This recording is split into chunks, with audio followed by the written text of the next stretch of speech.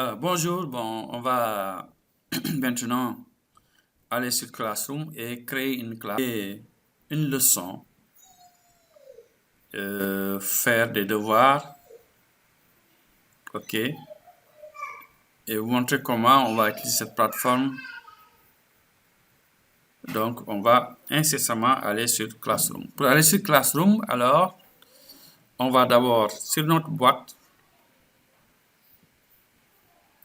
venir sur les 9 points qui sont là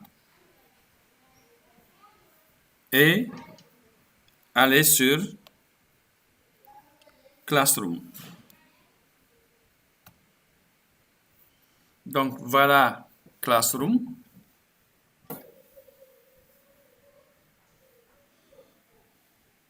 Qui va s'ouvrir incessamment.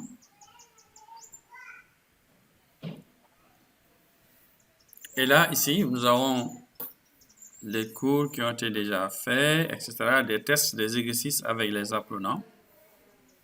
Mais nous, ce que nous allons faire, ok, c'est de créer un cours ou de rejoindre un cours. Mais il faut que vous ayez cette application absolument pour que le cours vraiment soit intéressant. Donc, on clique sur créer un cours. Rejoindre un cours, là, c'est un étudiant qui a reçu son code, il peut passer par là pour rejoindre son cours. Créer un cours, donc on peut faire ceci.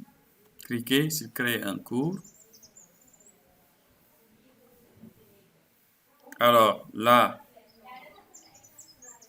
pour dire que j'ai compris, j'ai lu et j'ai compris, une nouvelle fenêtre va s'ouvrir. Donc là, on va créer le cours. Par exemple, on va dire cours de français.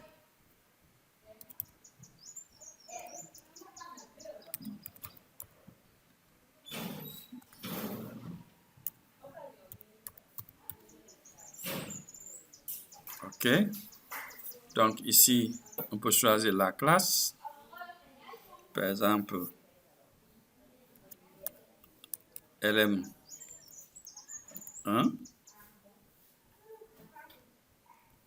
Objet, c'est-à-dire grammaire, par exemple. La salle, bon, ça peut être groupe A, groupe B, etc.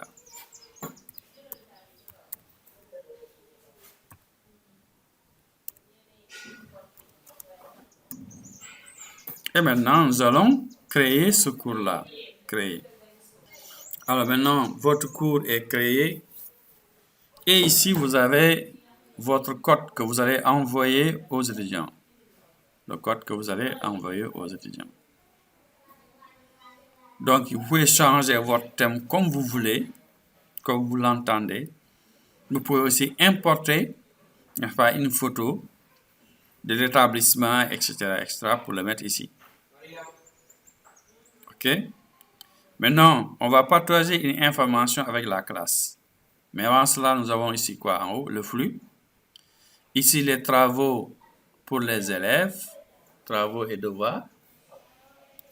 Et là, vous avez les personnes que vous devez inviter, soit des formateurs ou bien ce sont des apprenants. Et là, une fois que vous avez fait un devoir corrigé, etc., vous pouvez envoyer la note, n'est-ce pas, à l'étudiant. Donc ici, vous allez à partager l'information, ça me permet de créer tout de suite le cours. Ça concerne qui? Tous les étudiants. Alors là, on peut sélectionner, choisir les étudiants qu'on va inviter pour qu'ils participent à la formation. Alors maintenant, ici, vous partagez une information avec la classe. Donc, par exemple, suivez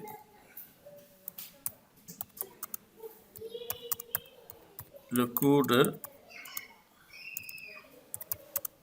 grammaire. OK.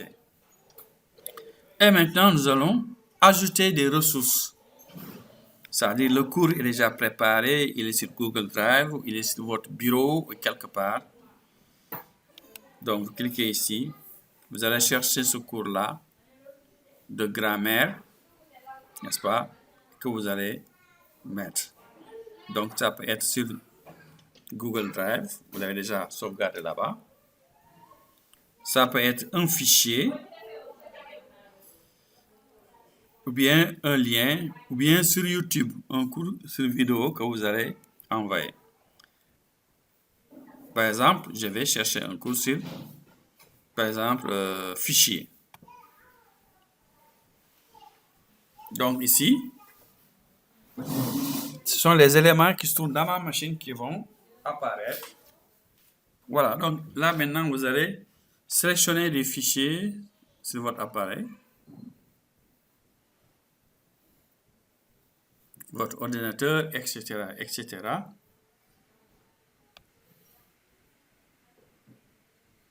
Bon, je vais aller sur document, n'importe quoi.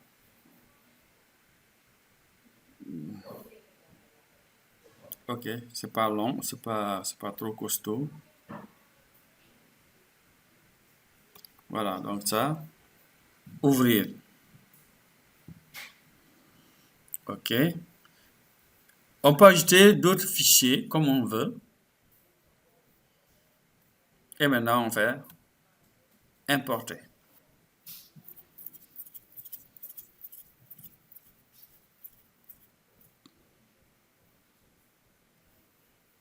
Voilà, le fichier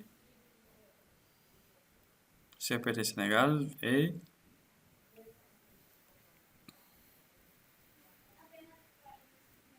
vous voyez, voilà le fichier.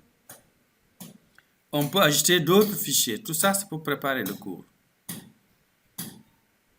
OK? Maintenant, quand vous êtes, vous avez la possibilité soit de publier le cours, automatiquement, les étudiants qui sont en ligne pourront l'avoir et le cours est programmé. Ou bien tout simplement programmer le cours. Ou bien enregistrer ce cours-là au brouillon.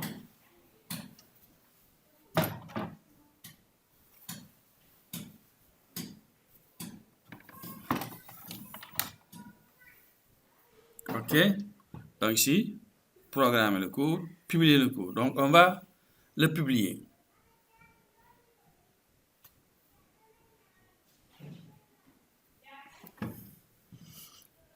Voilà.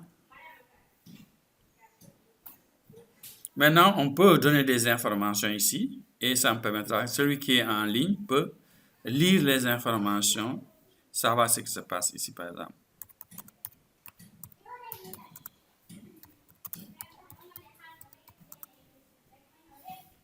Par exemple, et là, vous envoyez, n'est-ce pas, l'information. Et là, ça me permettra de faire une communication. Donc ici, on communique avec les autres. Voilà. En temps réel, donc dans le cours. Maintenant, vous avez ici les personnes.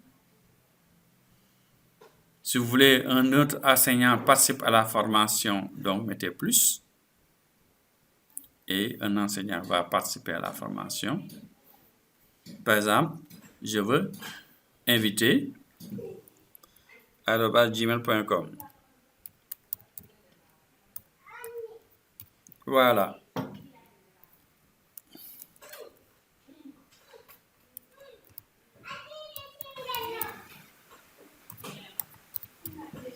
Voilà.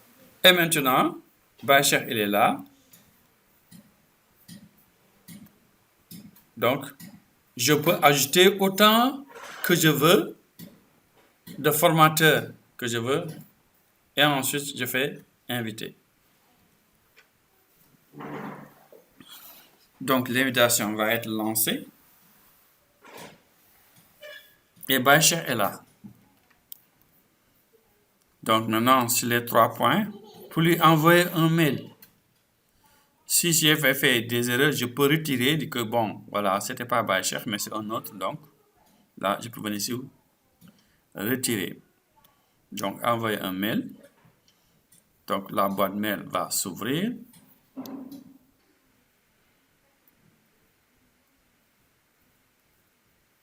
Donc, ici, je fais l'objet du cours, c'est quoi? OK. Bon. Cours de français.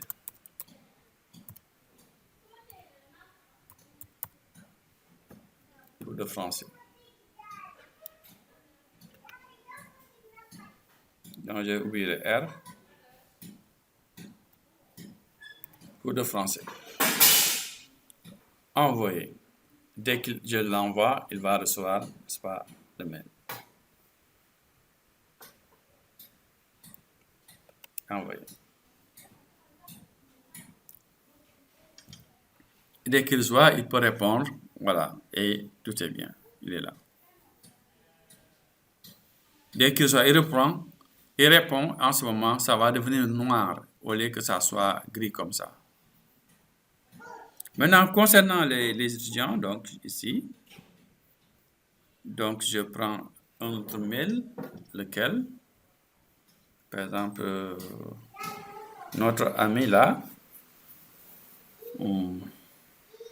donne ton mail s'il te plaît, bon, Monsieur Ning. Oui, c'est Ning Abdou. G-N-I-N-G. Abdou. 89, hein? 89 waaw.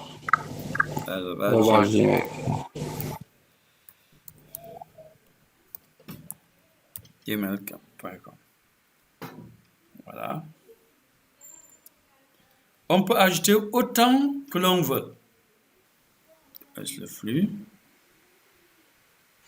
Copier le code. Voilà. CTRL-C.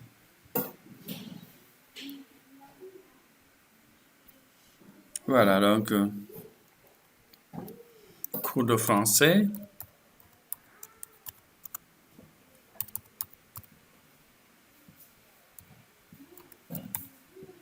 De français. Maintenant, tu colles le code. Donc là, vous envoyez, n'est-ce pas, aux étudiants le code. Voilà une façon d'inviter les gens. Ils vont recevoir et quand ils répondront, voilà, donc on est revenu, c'est déjà envoyé. Donc voilà, si on regarde 6 personnes, on a Ning, donc là et là. On l'a envoyé. Donc on a déjà envoyé le mail. On peut aussi toujours le retirer quand on veut. Donc le mail est déjà envoyé. Ça me permettra d'inviter soit un co-animateur du cours, un autre professeur. Donc, on peut avoir une liste, n'est-ce pas, et inviter, n'est-ce pas, les élèves. Maintenant, nous allons passer à l'autre étape, travaux et devoirs. Comment on va créer un devoir.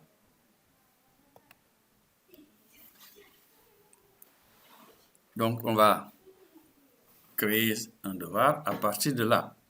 On peut le créer à partir de Google Agenda ou bien nous avons nos dossiers qui se trouvent déjà sur Google Drive. Mais nous, ce que nous allons faire, c'est créer un devoir. Ce devoir-là, on a la possibilité de créer des devoirs et les questions, utiliser des thèmes pour organiser le travail en module ou en unité. Alors donc, on va cliquer sur créer. Là, vous avez d'abord un devoir, des questionnaires, des questions, une documentation, ou bien utiliser le poste, ou bien un autre thème, c'est-à-dire un autre devoir, n'est-ce pas? Donc là, on clique sur créer, devoir. Et maintenant, on va mettre le titre du devoir, par exemple, devoir de français.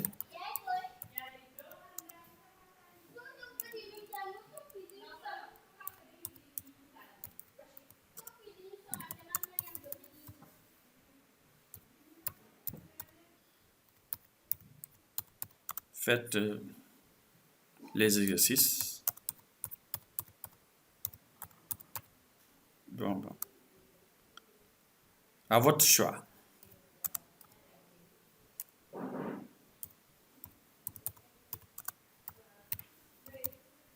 Voilà. Maintenant, on peut préparer le devoir déjà, on peut venir l'ajouter. Chercher un devoir, venir l'ajouter, ou bien créer un devoir. Donc, créer un devoir. Avec les documents, par exemple, avec document doc, c'est Word tout simplement.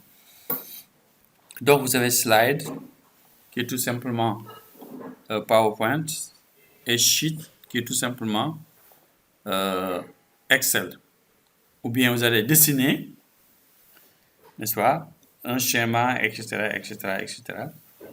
Ou bien des formulaires que l'on remplit, n'est-ce pas, pour le devoir. Donc, tout est préparé. Enfin, donc, on va aller à Doc.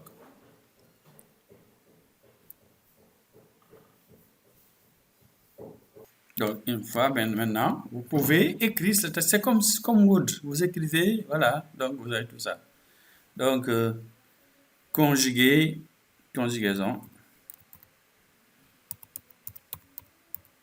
OK. Vous avez le devoir qui est déjà fait. OK. Maintenant, vous pouvez le partager.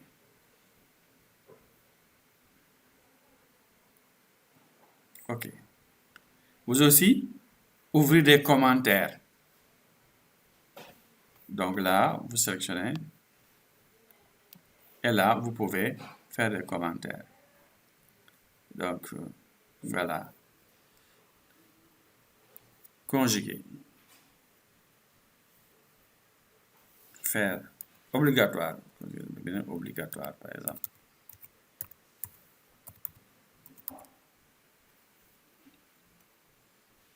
Voilà. Donc, ici, vous avez obligatoire. Fermé. Et maintenant, quand vous avez terminé, vous partagez. Donc, il va être partagé et il va entrer dans le lot, n'est-ce pas, des travaux et devoirs, n'est-ce pas, du cours de français.